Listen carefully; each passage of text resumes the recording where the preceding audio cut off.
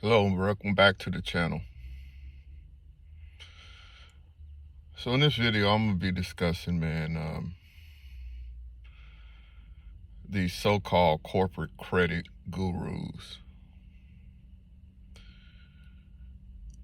that have just done one thing in terms of establishing the so-called foundation.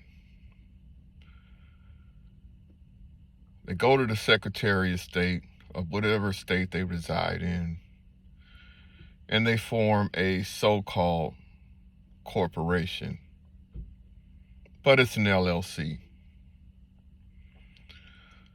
See, people, an LLC is a limited liability company. It is not a corporation. As I've stated in my other videos, a corporation is a legal person and needs a person of flesh to act on its behalf via corporate resolution. So what differentiates a LLC from a corporation? An LLC, a limited liability company, has membership certificates. A corporation, an INC, an Inc., has stock certificates. A corporation, an INC dot, an Inc. dot, can at some time, at any point in time that the board of directors deem it's feasible for the business to be traded on the stock exchange, can take those stock certificates and initiate an initial public offering, an IPO,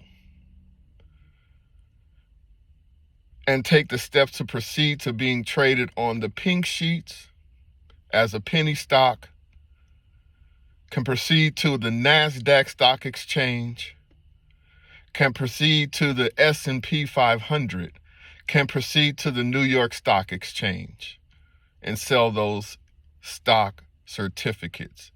See, there's a lot of people that don't even have the proper foundation established for their corporations. If you have a corporation, an INC dot, an Inc. dot, you should have stock certificates. No, it does not automatically come with the corporation. You go to the Secretary of State, whatever state you reside in, pay those filing fees, file your initial officers list, pay those fees.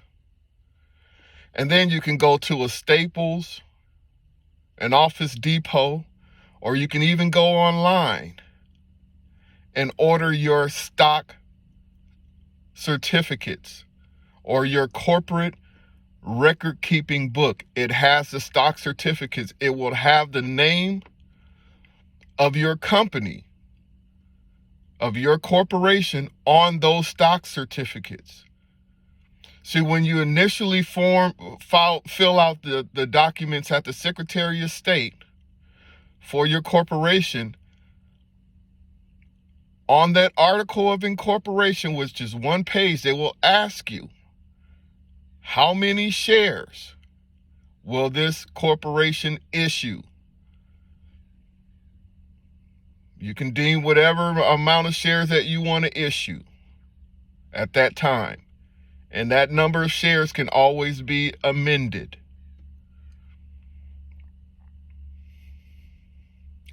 This is how you set up the proper foundation for your corporation.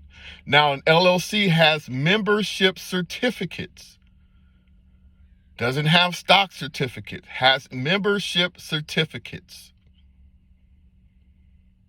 Those certificates cannot be traded or sold on any of the stock exchanges. They're membership certificates, just like a Costco membership or a Sam's Club. Membership certificates. Now, The traditional way that corporations or companies raise capital is they will either, if they're an LLC, they will sell the membership certificates to raise capital. If they're a corporation, they will sell the stock certificates to raise capital. Now, what happens when you do that is you lose something that's very important as a startup business. You lose control. Because now those membership certificate holders or those stock certificate holders have a voting right in your company. Not always the best idea when you're starting out. This is how you establish a foundation for your company or for your business. Now, if you're a sole proprietor at this point, yes, you can convert that sole proprietorship into a corporation. I don't recommend an LLC because an LLC is a pass-through. It's still attached to you personally. An LLC cannot raise the same amount of capital that a corporation can, because if you're an LLC and you're pass-through, it's still attached to your debt to income.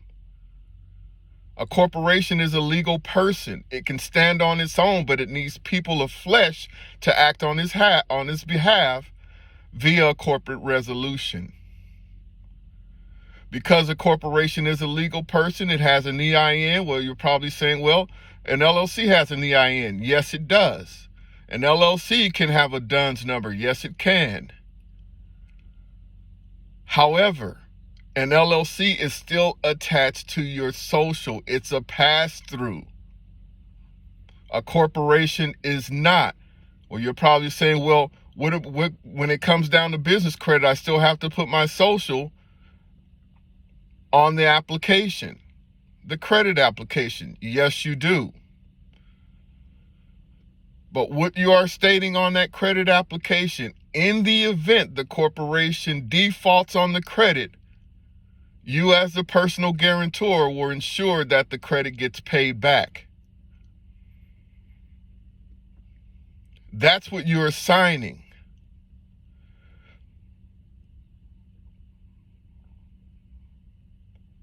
I'm going to stop there. I bid you all a great day. Like, comment, subscribe. I will be exposing more of these corporate credit so-called gurus that are charging you money for free information, and they don't even have a business license for the businesses that they're running, and they're collecting your money, and they're claiming that they are getting all this credit, acquiring all this credit. Don't even have a business license.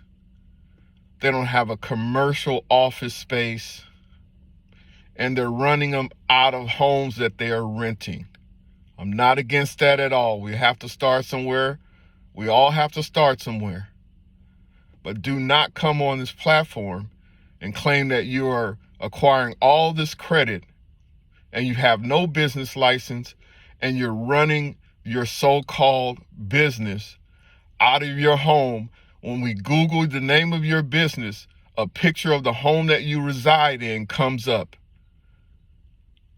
which is the same thing that these credit underwriters are seeing. But you come on the platform and you're claiming that you're acquiring all this credit. Enough's enough. See you on the next video.